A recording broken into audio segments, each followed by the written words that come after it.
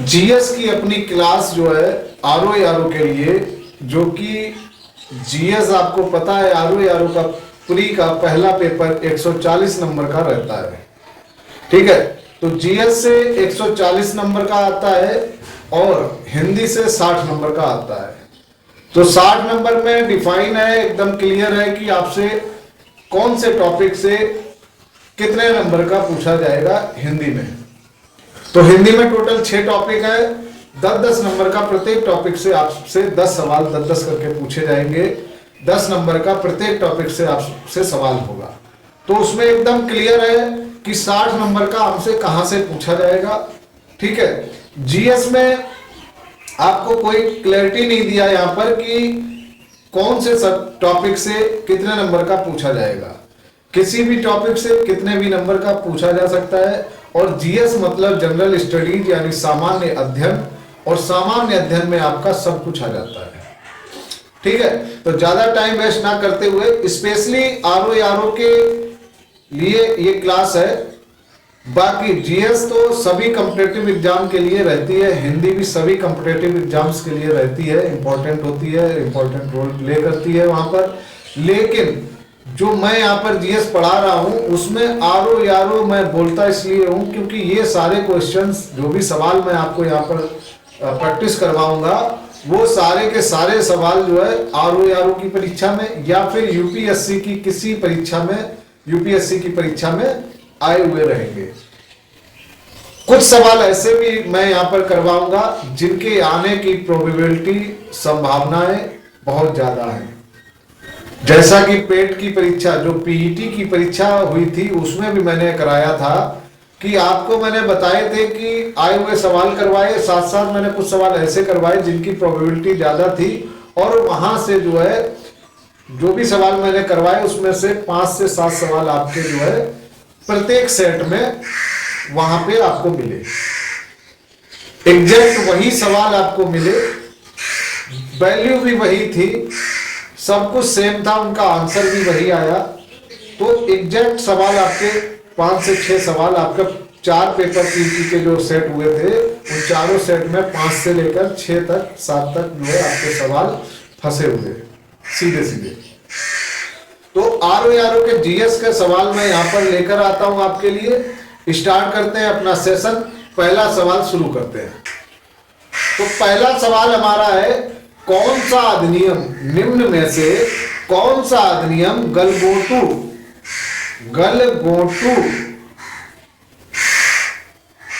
के नाम से जाना जाता है।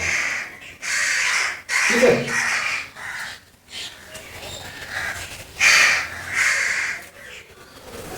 तो भैया कौन सा अधिनियम है जिसको गलगोटू अधिनियम के नाम से जाना जाता है, जल्दी से बताइए।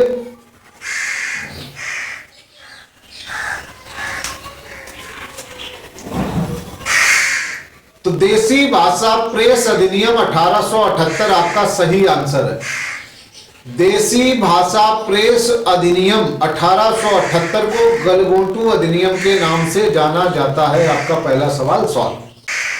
अगला सवाल आपका स्क्रीन पर आपको दिख रहा है। सवाल आपका है, कम्युनल अवार्ड दलितों को पृथक निर्वाचन हेतु 1932 में प्रदान किया गया, उस समय ब्रिटेन का प्रधानमंत्री कौन था। सवाल सीधा भी वो पूछ सकता था कि 1932 में ब्रिटेन का प्रधानमंत्री कौन था, लेकिन सवाल में आपसे उसने घुमा दिया है। उसने बोला है कि कम्युनल अवार्ड जो दलितों को पृथक निर्वाचन हेतु 1932 में दिया गया था, उस समय ब्रिटेन का प्रधानमंत्री कौन था। तो आपका सवाल जो है उसका ऑप्शन आप देखिए 4 दिए हुए हैं, उसमें जो आपका रैमजे मैकडोनाल्ड जो है उस समय के प्रधानमंत्री थे ब्रिटेन के। कौन था? Ramsay MacDonald. सवाल आपका स्क्रीन पे आपको दिख रहा है। सवाल में आपको एक सूची दी हुई है और उस सूची को सही सुमेलित करना है आपको। ठीक है, तो सही सुमेलित करना है। आप सवाल पढ़िए। सूची में पहला पॉइंट आपको दिया है प्रधानमंत्री किसान मान धन योजना। प्रधानमंत्री किसान मान धन योजना कब चालू हुई, या प्रधानमंत्री किसान मान धन योजना की स्थापना कब हुई। सवाल यही है आपका। लेकिन यहां पर आपको सूची दी हुई है और सूची में आपको बोला है कि सही सुमेलित करना है, तो इसका जो आंसर होगा 31 मई 2019 को शुरू हुई थी। 31 मई 2019 को प्रधानमंत्री किसान मान धन योजना 31 मई 2019 को शुरू हुई थी। दूसरा आपका कह रहा है, दूसरा आपका है किसान संपदा योजना। तो किसान संपदा योजना आपकी कब शुरू हुई थी? किसान संपदा योजना आपकी 2017 में 26 मई 2017 को शुरू हुई थी। ठीक है। प्रधानमंत्री फसल बीमा योजना, तो प्रधानमंत्री फसल बीमा योजना आपकी 18 फरवरी 2016 को शुरू हुई थी। अगला आपका कह रहा है प्रधानमंत्री कृषि सिंचाई योजना। प्रधानमंत्री कृषि सिंचाई योजना आपकी जो है 2015 में शुरू हुई थी। कब शुरू हुई थी? 2015 में। अभी आप अपने ऑप्शन आंसर को सुमेलित कर सकते हैं, अपनी सूची को सुमेलित कर सकते हैं आसानी से, कोई दिक्कत नहीं है।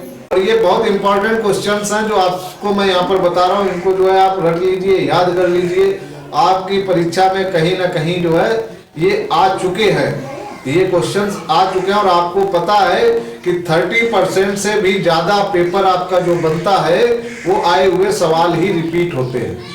अगला सवाल आपका है कि भारतीय औद्योगिक वित्त निगम IFCI की स्थापना कब हुई?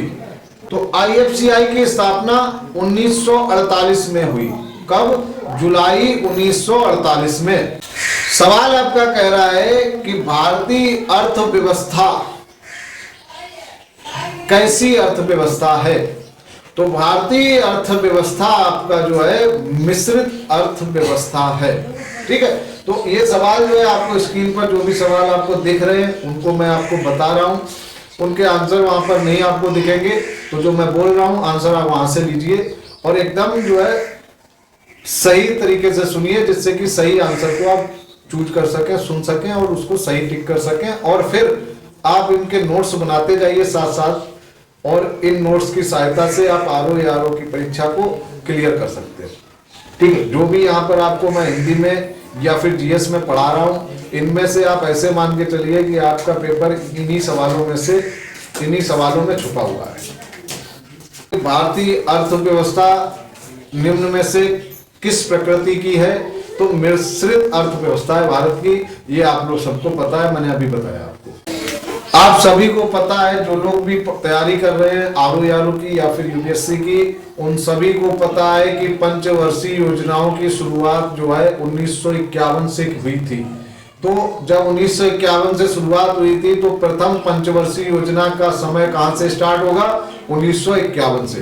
प्रथम पंचवर्षीय योजना 1951 से 1956 तक। पंचवर्षीय का मतलब 5 वर्ष का, तो 1951 से 1956, और द्वितीय पंचवर्षीय योजना 1956 से 1961, और इसी क्रम में आप आगे बढ़ते जाइए। अगला सवाल आपका हरित हाइड्रोजन मिशन की शुरुआत कब की गई?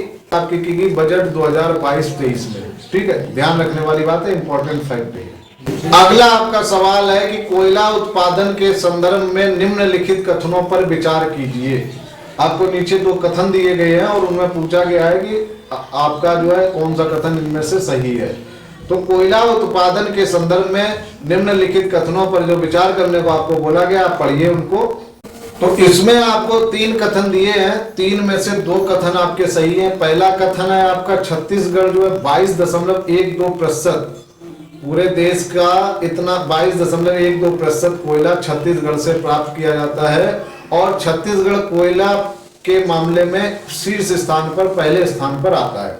एकदम सही बात। दूसरा जो सही ऑप्शन इसमें है वो ये है कि कोयला जो है गोंडवाना क्रम की चट्टानों में पाया जाता है। ठीक है, ये 2 कथन जो है इसमें बिल्कुल सही है। तो आप अपने ऑप्शन में देख लीजिए, पहला और तीसरा जहां पर है वो बिल्कुल ठीक है।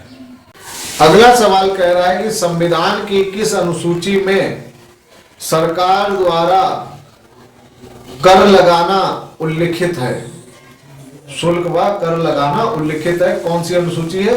7वीं अनुसूची। ध्यान रखिए, 7वीं अनुसूची में उल्लिखित किया गया है कि सरकार द्वारा शुल्क एवं कर के बारे में उल्लेखन है वहां पर। ठीक है। भारत के संविधान की 12वीं अनुसूची में जो मत दिए गए हैं वो कितने हैं नगर पालिकाओं के लिए? भारत की 12वीं अनुसूची में नगर पालिकाओं के लिए जो मत दिए गए हैं वो कितने हैं? टोटल 18। ठीक। अगला सवाल है, कौन सी जाति अनुसूचित जाति मानी जाएगी? इसका